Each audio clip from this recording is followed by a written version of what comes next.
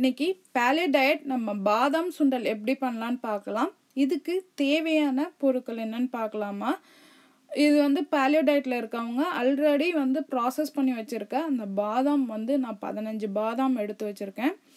அதோட கடுகு வந்து ஒரு 20 கடுகு உங்களுக்கு 1/4 டீஸ்பூன் வேணால் நீங்கள் வச்சுக்கோங்க.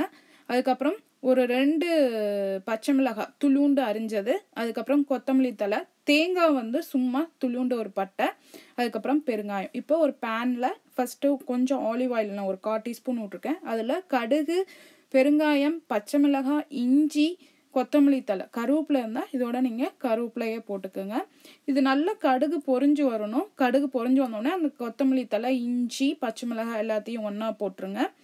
ஒன்றா போட்டதுக்கப்புறம் நம்ம வச்சுருக்க தேங்காய் போட்டு இப்போ நம்ம அந்த அரிஞ்சு வச்சுருக்க பாதாமோட கலந்துக்கலாம். கலந்துட்டு லாஸ்ட்டாக அதை வந்து ஒரு ஸ்பூனால் கிண்டிக்கிங்க. இப்போ நம்மளுக்கு பாதாம் சுண்டல் ரெடி ஆகிடுச்சு. செஞ்சு பாருங்கள்.